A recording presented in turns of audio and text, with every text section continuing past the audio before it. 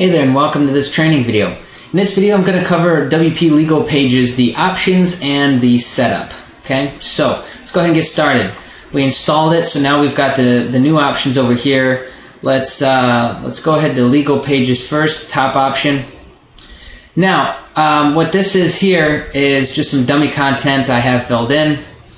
So what we've got is all these form paths or form fields here have a corresponding shortcode that's already plugged into the templates. Okay, so the templates are already there, as you know, and the shortcodes are already there, but we're also giving you some flexibility because you can take these and plug these in wherever you want.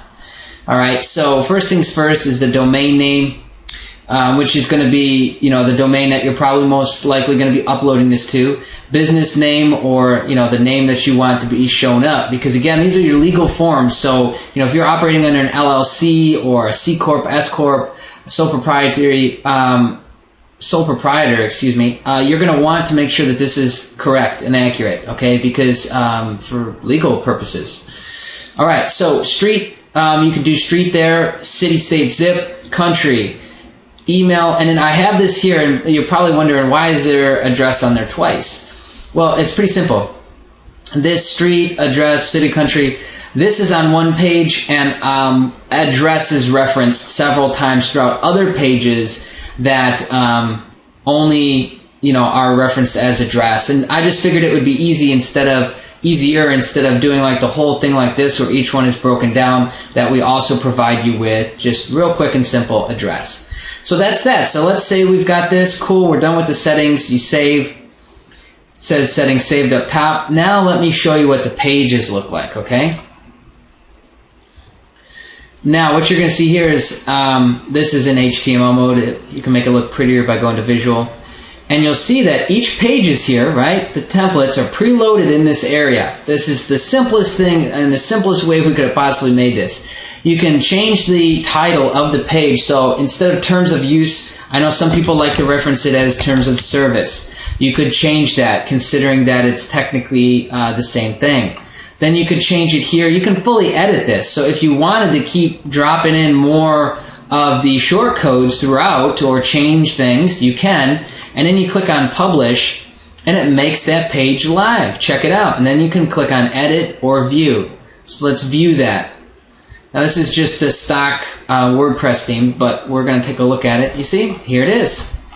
Cool, so all the short codes are plugged in. You see it here showing up at the bottom. Email, that was another short code. So that's the completed look of the terms of use, okay? Or terms of service, I think we renamed it. Now, privacy, you just see how I'm clicking on the right-hand side and it's changing what's pre-populated here. That's how you do it. You just go, 1, 2, 3, 4. If you have an earnings disclaimer. I know some people don't. Okay? As you finish them, publish, and then that's it. They're live. So let's go take a look under all pages. You should see this in here amongst all the junk. Alright, so 4 hours ago or 1 minute ago. So it was the one from 1 minute ago. Now I'm going to show you one other thing.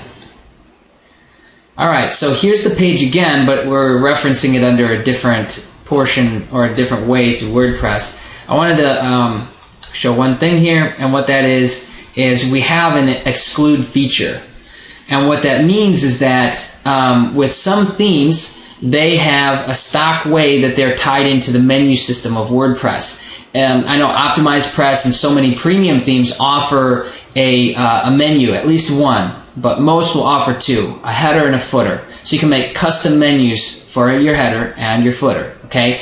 Most free themes don't have that. Depending on what site you're working with, you might run into this, so we coded this in there just to be sure. And what it is basically, if I click on this, it's going to exclude this page.